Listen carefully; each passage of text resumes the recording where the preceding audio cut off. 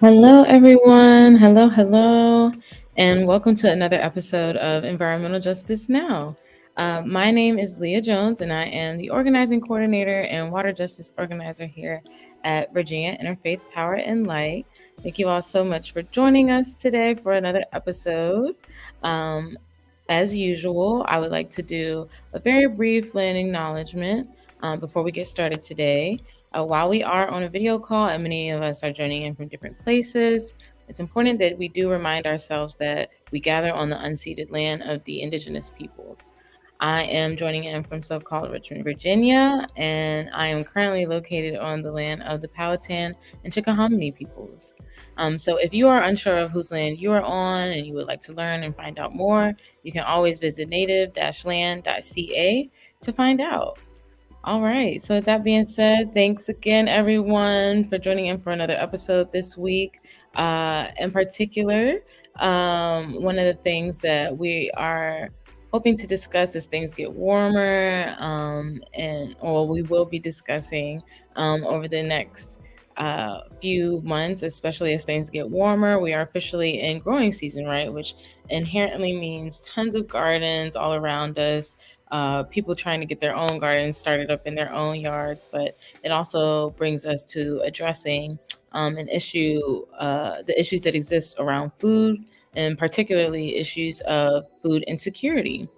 So today, we'll be talking more about food justice and food insecurity, especially as it relates to us here locally. In one of the richest countries in the world, millions of our neighbors live in households that still experience food insecurity, especially locally here in our local Richmond, Virginia area. What the Department of Agriculture, the USDA, defines food insecurity as the limited or uncertain availability of nutritional, adequate, and safe foods, uh, or limited or uncertain ability to acquire acceptable foods in socially acceptable ways. And our current food systems contribute to food injustices and climate change. Many of the practices many of the practices that are embedded within our food system actually harm our environment, exploit our farm workers, and too often prioritize unhealthy food production. So, to build a better, more sustainable food system, it's imperative we must address systemic racism, right? And according to the USDA, in 2021, nearly 20% of Black individuals lived in a food insecure household. And in addition, Black people are almost 3 times as likely to face hunger than their white counterparts. And we know that Black people have contributed enormously, an unspeakable amount, right, to building this country's uh, food systems just being one of the systems that Black people have created. And as enslaved people and later as sharecroppers and farmers, Black people have continued to be historically excluded from healthy food options. And many Black communities do not have access to healthy food and are located in what is termed as food deserts.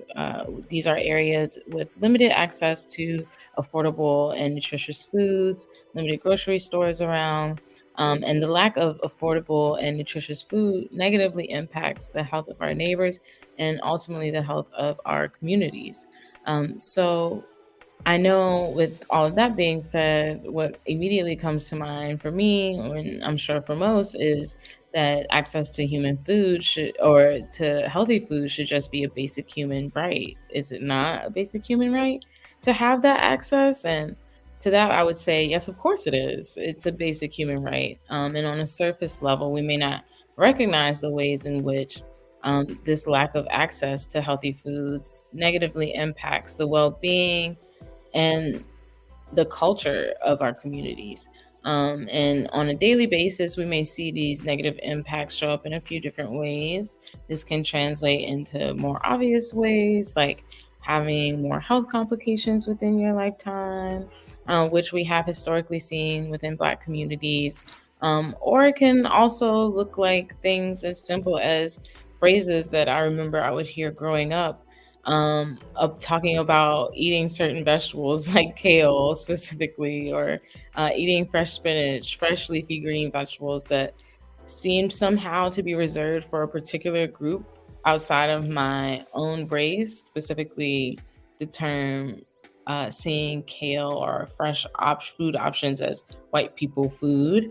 It really, when you hear it phrased like that and take a step back to think about what this really means, it can actually more so speak to the relationship that Black culture has with healthier foods. And in turn, Black people's connection to the land that actually sustains us and provides us those nutrients. So it's actually so interconnected, right? And we may not realize that just that in not having access to a nearby grocery store with healthy, affordable food options can trickle down the line into so many different things, including the way in which we see uh, healthy options showing up in our own personal lives on a daily basis, even if we were able to have that access around, or rather, so not having that access then in turn leads to a strange feedback loop. So, in addition to nearby grocery stores that sometimes may not be an option at all, we can also see historically and in real time to this day, um, like this feedback loop that I'm about to break down now. So it's kind of this feedback loop of food insecurity and health disparity that stems totally out of this lack of access, especially as we've seen the prices of everything, including of our food, go up. So we may see that in communities where folks may not have the highest incomes, and local produce, fresh produce may not be available, it may be far. We then see that purchasing that food is difficult, and it is not probably affordable. In most cases, once folks do make the time to venture out and go and purchase that produce, is it affordable and will it last? As long as some of the other options that might be available in our grocery stores, like processed food items, even canned food items, these are the things that are important for us to consider when we're considering different how different people within our communities may have to shop uh, for because of what has been presented to them, meaning because of their income, or literally just because of the options that are available nearby. So, are we going to the grocery store to try and get the healthiest options available in the store? Are we going to the store to get what fits within our budget, and what lasts getting the lasts a longer amount of time, getting the most bang for our buck? So we can see with insufficient income, that means purchasing foods that are probably more affordable, which means they're probably, unfortunately, less healthy, which then, in turn, as we continue to consume unhealthy foods, can lead to more health issues just within our lifetimes, as I mentioned earlier. And this ultimately means, as you continue to get older, experience more health complications in your life, this can also mean that you're now dedicating more of your funds, more of your budget towards your health and your health complications than you are able to divulge with food, or spend rather on food. So, which then continues back again to the same issue of not having enough money available or income available to purchase fresh produce. It begins to not even be seen as a real option, outside of the fact that those grocery stores probably aren't even close by anyways, that that do offer those fresh, healthy options, right? So this is why it is just so crucial and so imperative to understand and label food insecurity as a justice issue, specifically because this food justice lens examines access to healthy, culturally appropriate food, as well as ownership and control of land, credit, the constituent labor of food production, and so many more things. And it's imperative that we do recognize these realities while working to change our food systems as well, because there is no food justice at all without racial justice. Once again, we're seeing that all of these concepts are intersecting once again and directly impact one another. We can't address one without addressing the other. And here at VIPL, we of course believe that our faith traditions do call us to care for our neighbors and respond with practical solutions. And food justice is, of course, a part of that. And while many places of worship in Virginia are leading the way in applying creative ideas to care for creation and combat food insecurity, whether it's through some things like a small community garden in your own neighborhood or in your own backyard, or things like supporting local farmers or organizations that are actively working to combat food insecurity, like Southside Relief, Groundwork RVA, the work that Duran Chavis is doing, and all over the greater Richmond area, but especially in the Sankofa Orchard as well.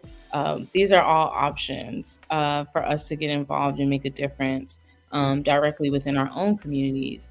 And if those seem like too far of a stretch, we can even consider things like making sure our coffee is fair trade.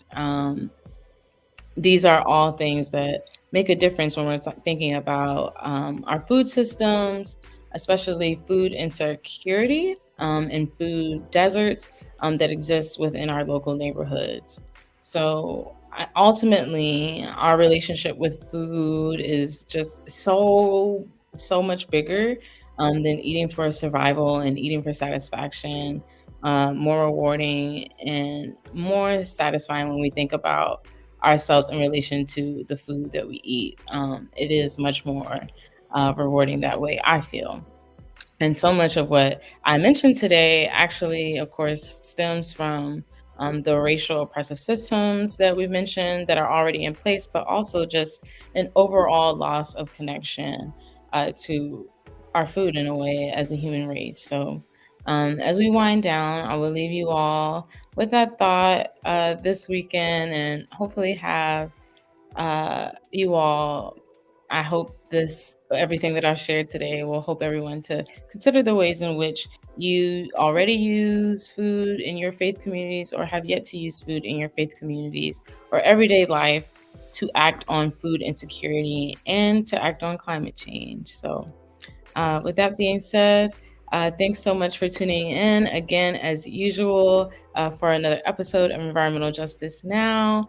I'll be sure to drop links in just a few moments about Southside, about Groundwork RVA, Southside Relief, and Sankofa Orchard. For any who might be interested in learning more about the local organizations working to combat against food insecurity within the greater Richmond area, particularly in our most impacted communities and communities of color, especially in lower income communities, especially. So thanks everyone. And be sure to tune in next week for Ride the Bus Week. We will be hosting Ride the Bus Week all week long, an initiative VIPL is hosting in conjunction with a few other partners in hopes to spread awareness to get folks to try and ride the bus more instead of riding in our cars every day. Let's try to use our public transit that's available and build community and decrease our carbon emissions in the process, right? So thank you all so much. And as usual, have a great day. And if you are looking to keep up with more things, VIPL, everything else that we're up to, in addition to Ride the Bus Week, you can always join our supporters list by visiting this link here. Thanks so much. Have a great weekend. Bye.